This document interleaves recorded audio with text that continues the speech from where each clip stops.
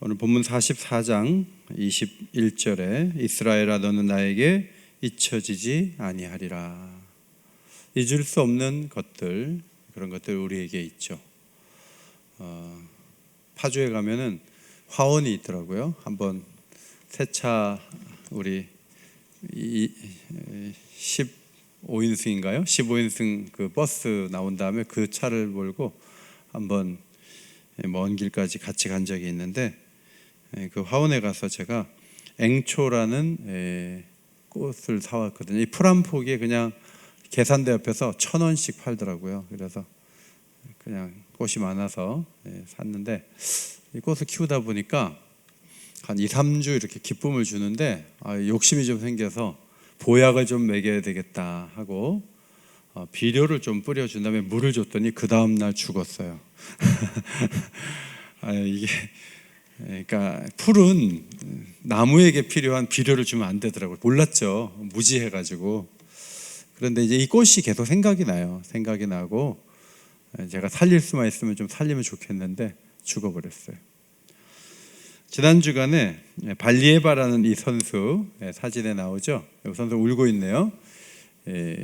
아주 탁월한 점수를 내고 있는 차에 이 선수가 도핑 검사에 걸려가지고 금지 약물을 복용을 했다는 거예요.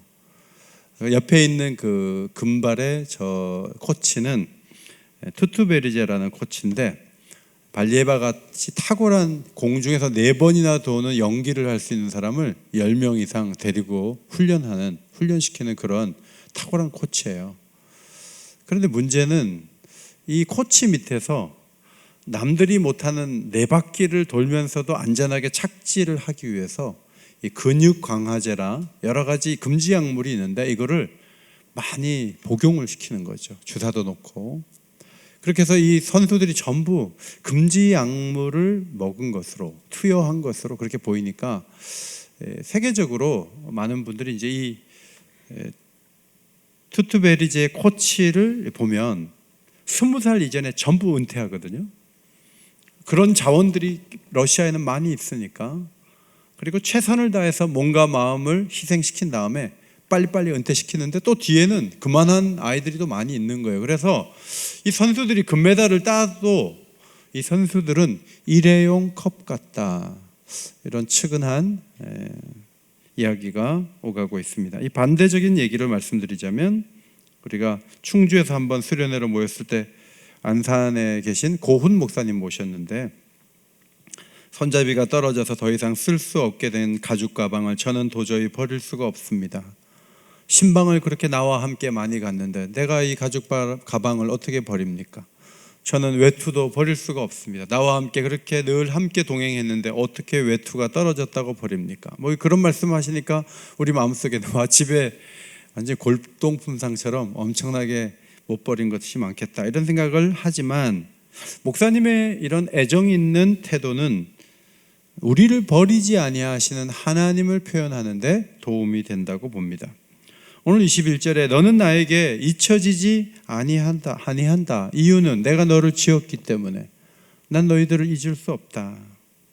세상에 많은 사람들이 있지만 특별한 목적을 가지고 불러주신 백성이 있죠. 그 이스라엘 백성을 향해서 이사야 43장 7절 내 이름으로 불려지는 모든 자 곧 내가 내 영광을 위하여 창조한 자를 오게 하라.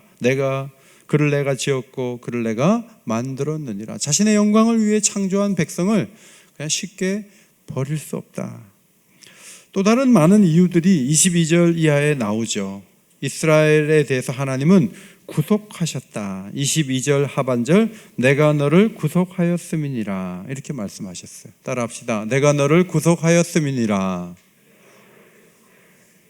네.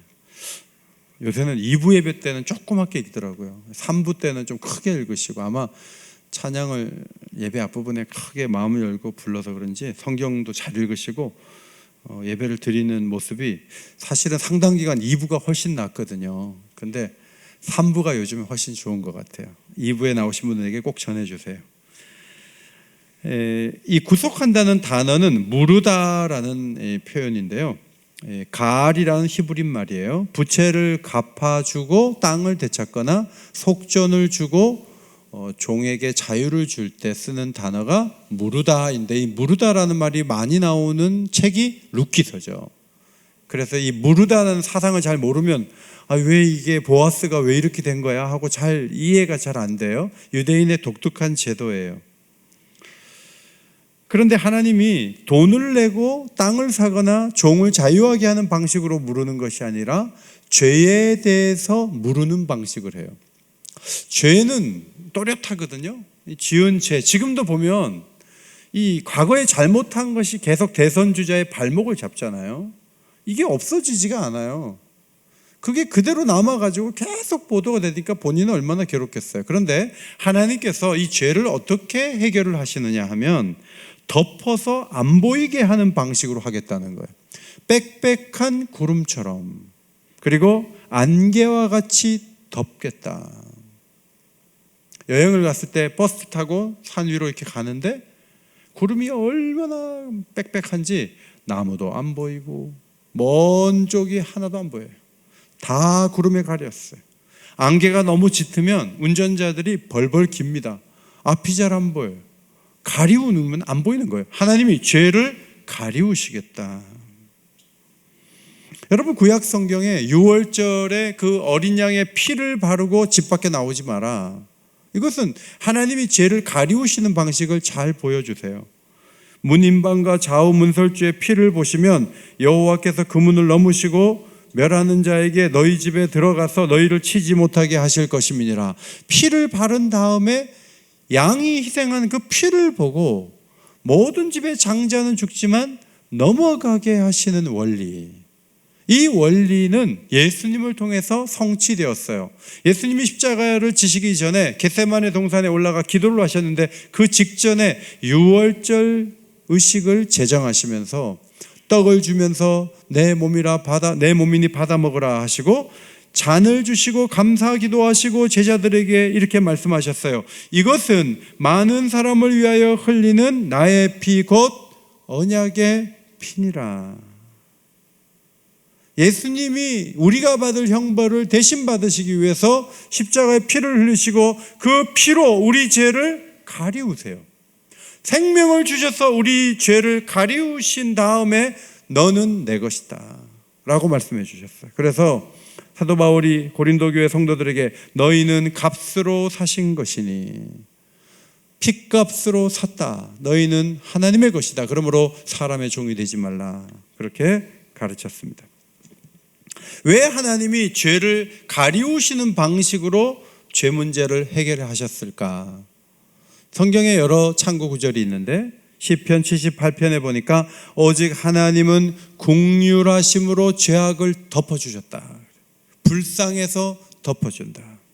누가복음 15장에 탕자의 비유에서 둘째 아들이 재산을 아버지가 죽지도 않았는데 달라고 해서 받아가지고 밖에 나가서 허랑방탕하여 다 쓰고 돌아왔을 때 아버지가 아무 말을 하지 않고 안고 아들의 위치에 올려놔요. 근데 그 큰아들은 보기에 이게 무슨 조치가 필요하다 이거예요.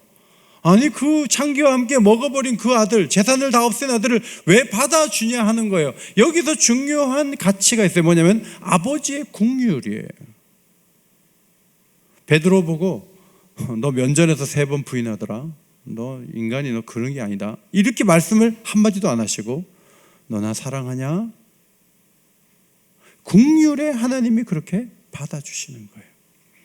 잠언 17장 9절에 허물을 덮어주는 자는 사랑을 구하는 자요. 사람마다 다 허물이 있어요. 그 허물을 들춰내고 허물을 막 얘기하고 허물 때문에 안 된다 그러고 계속 우리는 그렇게 하기가 쉽지만 예수님은 가늠하다가 잡혀온 여자를 어떻게 할까? 돌로 칠까?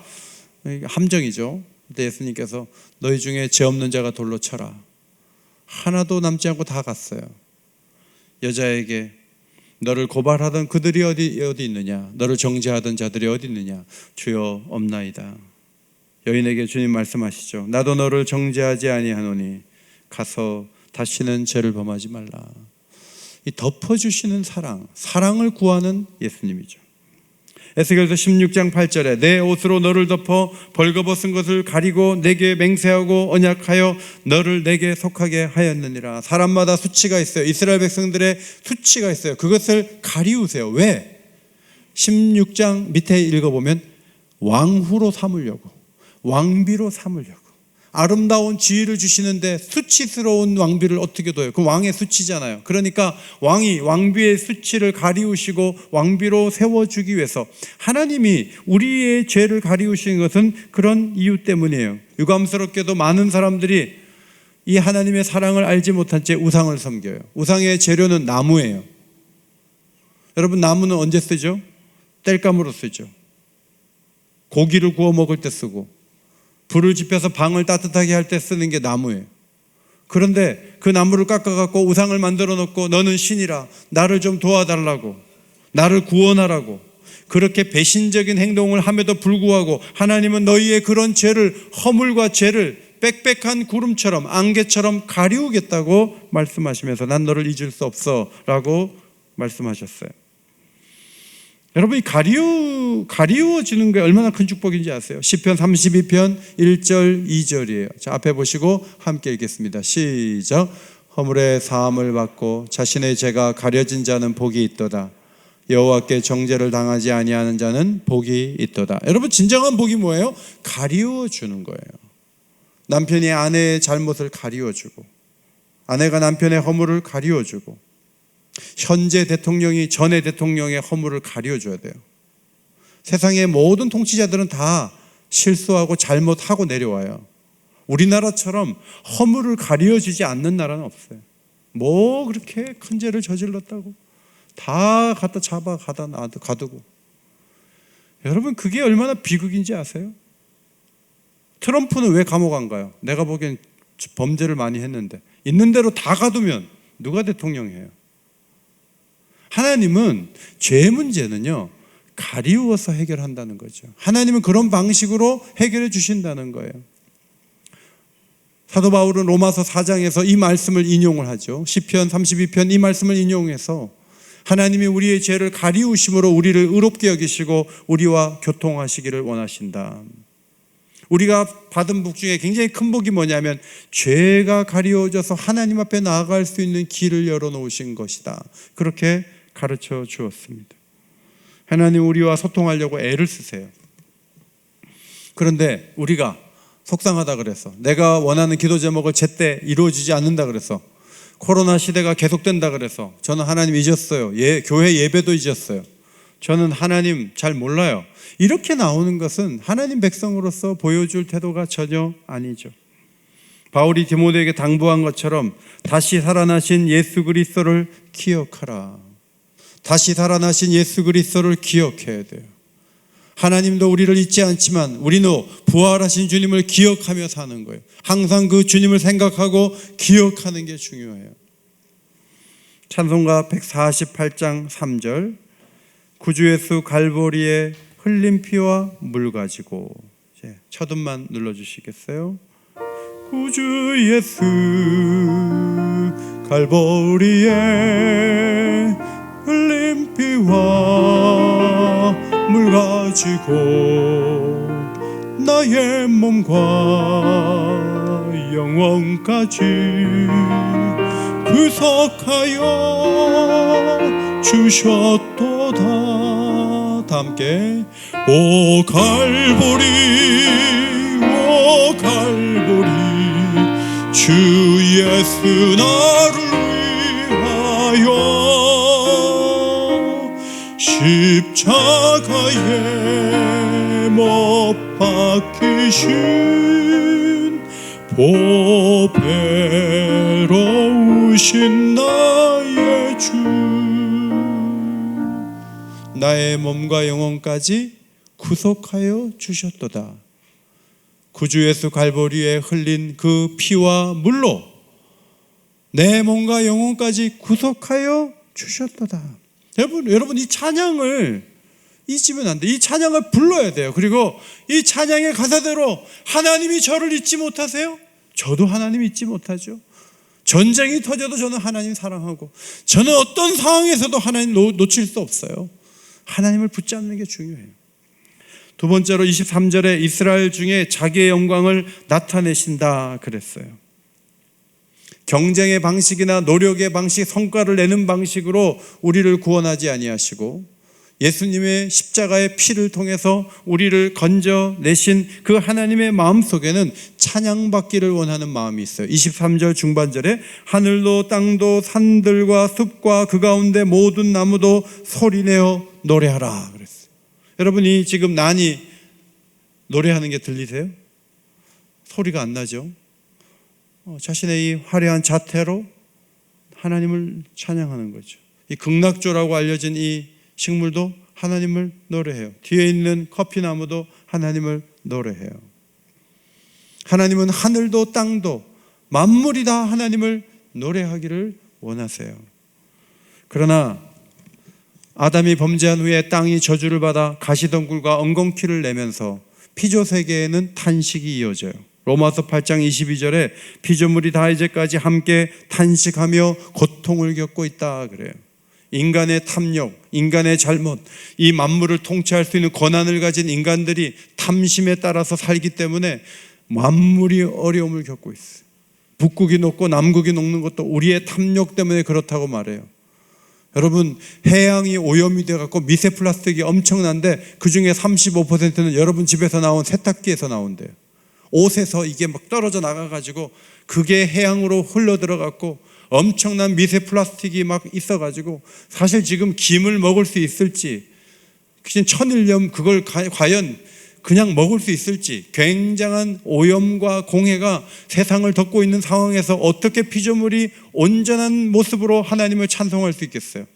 그러므로 피조물이 모두가 기대하는 게 뭐냐면 인간들이 제대로 사람들이 구원을 받아서 그 통치자들이 구원을 받음으로 피조물도 회복되는 것을 기다리고 있다. 이것이 성경의 가르침이에요.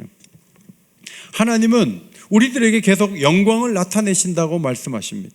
구약 성경에 보면 홍해가 갈라져 자기 백성을 건너게 한 다음에 애굽병과 마병이 수장되는 것을 보게 하시면서 야, 하나님이 놀라우신 분이시구나, 이것을 누리게 하셨어요. 아침마다 만나를 거두어 먹으면서 시내산에 가득한 구름이 채워지는 것을, 그 영광을 보면서 하나님 설계대로 회막 속에 하나님이 구름으로 임재하는 것을 보면서 솔로몬이 지은 성전이 완성되었을 때 거기에 하나님이 구름으로 임재하는 걸 보면서 하나님이 여기 계시는구나, 그런 임재를 느끼게 했어요. 그런데 예수님이 오신 다음에는 하나님께서 그런 방식으로 자신의 영광을 드러내지 않아요. 예수님 자신이 하나님의 영광을 드러내시는 분이시죠. 요한복음 1장 14절 말씀이 육신이 되어 우리 가운데 거하심에 우리가 그의 영광을 보니 아버지의 독생자의 영광이요 은혜와 진리가 충만하더라. 제자들이 그냥 보통 사람인 줄 알았어요. 그런데 예수님께서 부활하신 다음에, 승천하신 다음에 가만 생각해 보니까 예수님께는 계속 영광이 있었던 거예요. 하나님을 보여주는 영광이 새롭게 나타난 것을 제자들이 깨달았어요.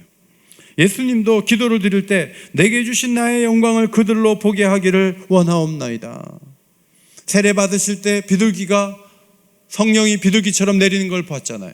변화산에서 구약의 그 선지자들이 막 살아나가지고 대화하는 그 모습, 그것을 보면서 예수님의 영광을 봤잖아요. 예수님이 3일 만에 부활하신 그 모습을 보면서 예수님의 영광을 본 거예요. 여러분, 모자이크나 성화를 이렇게 보면 뒤에다가 이렇게 뭘 빛을 이렇게 두르잖아요. 이게 영광을 나타내는 거예요. 실제로 이런 빛이 보였다는 게 아니라 예수님이 가시는 곳에는 항상 영광이 있었다. 그래서 여러분과 제가 지금 하나님의 영광을 보는 방법이 뭐죠? 예수님을 깊이 생각하고 예수님을 알아가고 예수님과 사귀고 예수님과 동행하다 보면 하나님의 영광이 보이는 거예요. 그 근거가 되는 말씀이 고린도후서 4장 6절 앞에 보시고 같이 읽겠습니다. 시작. 하나님께서 예수 그리스도의 얼굴에 있는 하나님의 영광을 아는 빛을 우리 마음에 비추셨느니라. 오늘도 설교를 들으면서 하나님의 영광을 보시는 우리 믿음의 가족들이 되시기를 바랍니다. 하나님의 영광이 보여야죠. 예배에 하나님의 영광이 안 보이면 이만큼 지루한 시간이 없어요. 좀 즐겁게 해주고 뭐 기쁘게 해주고 농담도 좀 하고 뭐 그래야 되는데 재미도 없고 1시간 앉혀놓고 허리 아파서 앉아있을 수가 없다, 이렇게 되는 거예요. 그러나 하나님의 영광이 보이면 얘기가 달라져요. 대면 예배도 좋고 온라인 예배도 좋지만 대면 예배 그래도 나오는 게 뭐예요? 하나님의 영광이 좀 더 자세하게 보일 수 있다는 생각 때문이 아닌가요? 그러면 그 영광을 보여주시면서 하나님 원하시는 게 뭐예요? 노래하라는 거예요. 영광을 돌리라는 거예요. 근데 그 영광을 돌리는 걸 자꾸 찬송 1장부터 500장까지 계속 부르는 것만 생각하면 안 돼요. 그 노래도 중요하지만 하나님께 영광을 돌리는 다양한 방식이 있는데 로마서 15장에서는 하나님께 영광을 돌리는 놀라운 방법들을 소개해 줘요. 15장 5절 6절 예수를 본받아 서로 뜻이 같게 하여 주사 한 마음과 한 입으로 하나님 곧 우리 주 예수 그리스도의 아버지께 영광을 돌리게 하려 하노라. 자, 예수님은 아버지께서 십자가를 지기를 원하셨죠. 그러나 자신은 죄인으로 간주되고 수치스러운 십자가를 지기를 원치 않았어요. 그러나 내 원대로 마시옵고 아버지의 뜻대로 되기를 원하나이다 하고 예수님은 아버지와 한 뜻되는 길을 걸어갔어요. 그리고 교회를 세웠을 때 다양한 교회 구성원들은 하나님의 뜻이라면 마음을 모으고 같은 말을 하는 길을 걸어가야 되는 거예요. 우리 교인들 중에도 똑똑한 사람들이 엉뚱한 말을 하는 경우가 있어요. 그게 하나님 뜻이겠어요? 자기 얘기지. 그 말 하면 안 되는 거예요. 하나님이 원하시는 말을 할 수 있는 사람이 되는 거예요. 그러면 하나님께 영광이 되는 거예요. 모든 것이 은혜, 모든 것이 은혜. 하나님이 원하는 말이네요. 모든 것이 은혜라고 말할 줄 알아야 돼요. 하나님 원하는 말을 하고 뜻을 품는 것. 그래서 하나님께 영광을 올릴 수 있어요. 15장 7절에 그러므로 그리스도께서 우리를 받아 하나님께 영광을 돌리신 같이 너희도 서로 받으라. 연약하고 문제 있는 제자들을 예수님이 받으시고 우리도 받으셨어요. 우리를 처음 받으실 때 우리는 형편없는 존재였어요. 그러나 우리를 내치지 아니하시고 성화의 과정을 겪게 하시면서 우리를 점점 더 거룩하게 만드세요. 예수님은 우리를 받아서 하나님께 영광을 올려드리는 것처럼 우리 또한 서로를 받는 게 중요해요. 그러면 하나님께 영광이 된다는 거죠. 어렵지만 그렇게 하는 게 마땅해요. 15장 9절 이방인들도 그 긍휼하심으로 말미암아 하나님께 영광을 돌리게 하려 하심이라. 복음을 들어본 일이 없는 사람이 하나님의 긍휼을 맛보고 예배드린다면 그것만큼 하나님께 영광이 되는 게 어디 있겠어요. 그래서 선교적 교회가 되는 게 중요하죠. 하나님은 영광을 드러내시고 영광 돌리기를 기대하세요. 그런 사람들이 어디 있어요? 그런 이들을 어떻게 하나님이 잊으시겠는가? 세 번째로 자신이 보낸 종의 말을 세워주며 계획을 성취하시는 하나님에 대한 말씀이에요. 하나님은 예루살렘 성이 무너진다 했는데 정말 무너졌어요. 예루살렘이 중건된다, 유다의 성읍들이 다시 중건될 것이다 라고 말씀하셨는데 나중에 유다 백성들이 돌아와서 회복하는 놀라운 역사가 있게 됐죠. 말씀대로 됐어요. 27절 기품에 대하여는 이르기를 마르라 내가 내 강물들을 마르게 하리라. 한번 읽겠습니다. 시작. 기쁨에 대하여는 이르기를 마르라 내가 내 강물들을 마르게 하리라. 이게 무슨 말씀이냐면 애굽에서 나올 때 홍해를 길을 내셔서 말렸어요. 그래서 홍해를 건넜잖아요. 그런데 바벨론에서 돌아올 때도 바다를 건너는 것은 아니지만 수많은 난관이 있다고요. 애굽에서 나왔을 때 바다를 말리신 하나님께서 바벨론에서 나오게 됐을 때 겪게 되는 여러 가지 어려움들 그것들을 전부 말려갖고 마른 땅 건너는 것처럼 해주겠다. 그런 약속이에요. 그게 27절이에요. 28절 고레스에 대하여는 이르기를 내 목자라 그가 나의 모든 기쁨을 성취하리라. 유프라테스강 유역에 바벨론이 견고하게 있었지만 그 누구도 그 나라가 그 제국이 망한다고 생각하지 않았어요. 그런데 하나님께서 그 다음 제국 바사 제국의 이름을 아예 불러주셨어요. 오랜 시간이 흐른 후에 이 왕이 태어날 거예요. 그런데 고레스라는 사람이 나타나가지고 이스라엘 백성들의 기환을 주도한다라고 아예 이름까지도 말씀하시면서 그 왕을 내 목자다라고 선언해 주셨어요. 지금은 아수르가 있는 시대예요.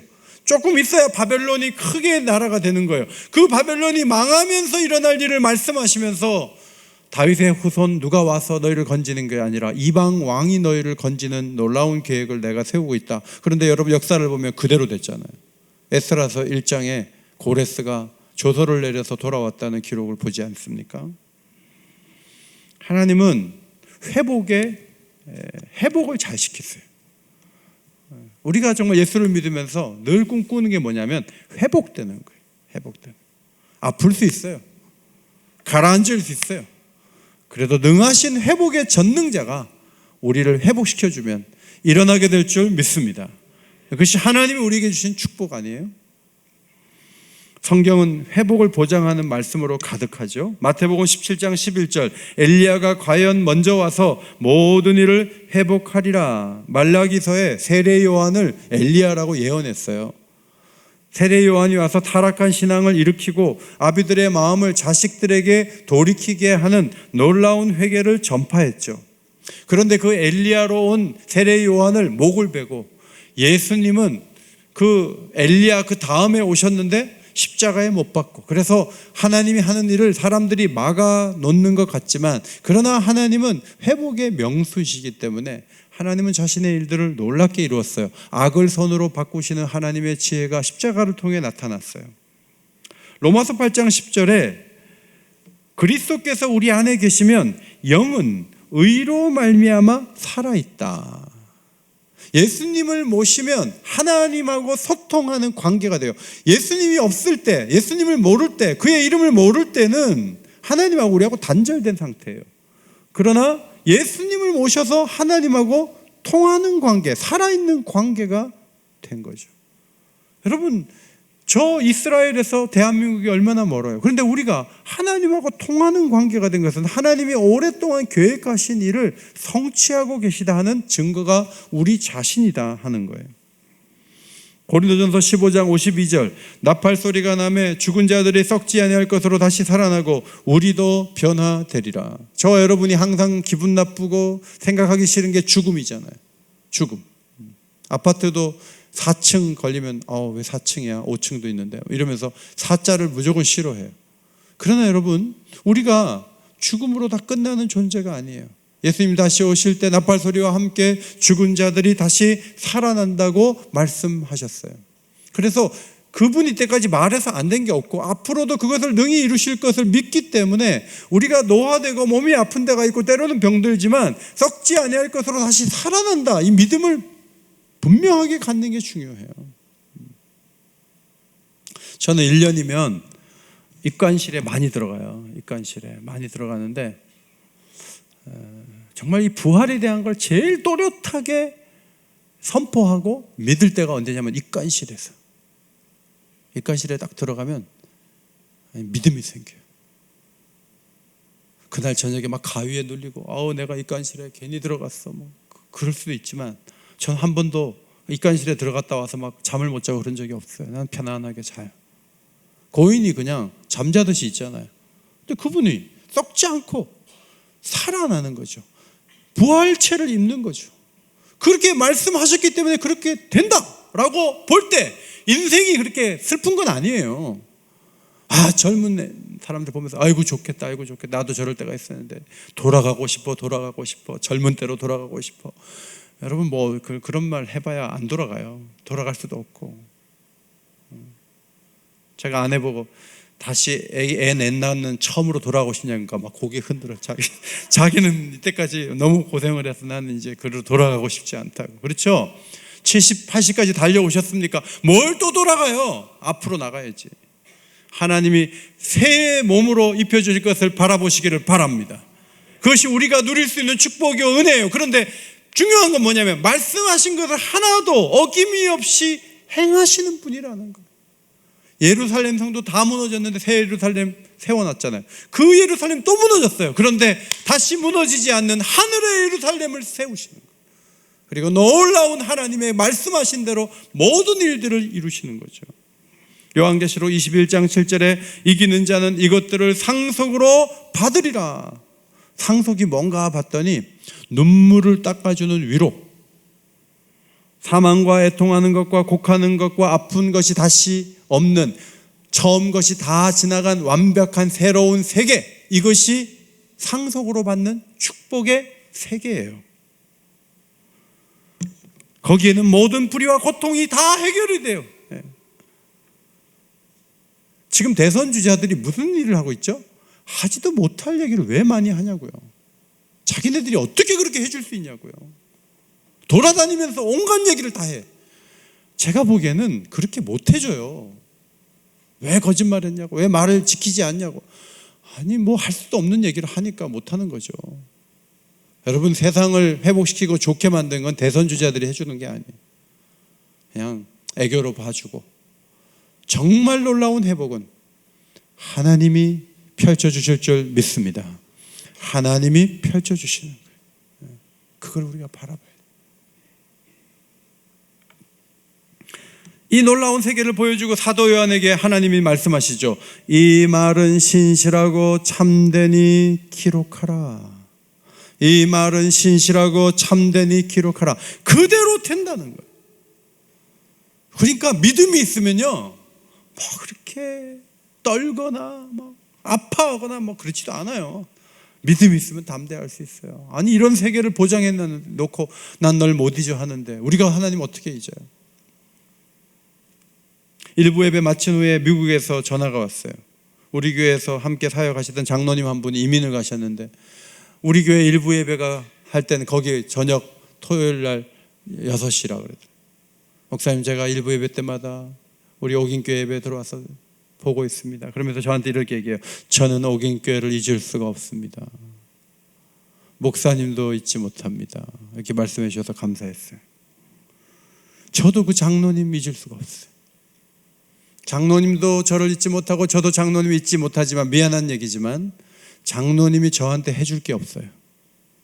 저도 장로님을 위해 해드릴 게 없어요. 그냥 잊지 못할 뿐이에요. 그런데 우리 하나님은 그렇게 해줄 게 없는 상태에서 난 널 기억해, 그게 아니에요. 나는 내 죄를 가리우는 구속자로서 너를 기억해. 나는 내게 영광을 보여주며 너에게 받을 영광을 생각하며 너를 기억해. 나는 너를 위해 새 예루살렘을 준비하고 썩지 않는 몸으로 그 영생을 누릴 것이라는 내가 말을 했기 때문에 그 미래가 너에게 펼쳐질 것을 생각하면서 나는 너를 기억해. 우리 하나님은 그렇게 해서 우리를 기억하신다는 거예요. 성도 여러분, 우리에게도 동일하게 주시는 음성이에요. 하나님을 외면하지 마세요. 하나님과 끝까지 동행하시기를 바랍니다. 예배를 소중히 여기세요. 하나님을 의지하고 신뢰하십시오. 그리고 밝은 모습으로 찬양하며 걸어가시는 산부 예배 나오신 여러분 되시기를 예수의 이름으로 축원합니다. 하나님 고맙습니다. 잊지 않고 보살펴 주시니 감사합니다. 죄를 가리워 주시고 영광을 드러내시며 말씀을 이루시는 그 능력과 그 지혜의 찬양을 올려드립니다. 저희 또한 우리 주님이 잊지 않고 합당한 영광을 올려드리며 이 긴 터널을 잘 통과하기까지 주님 저희들의 발걸음을 인도해 주옵소서. 예수님 이름으로 기도하옵나이다. 아멘.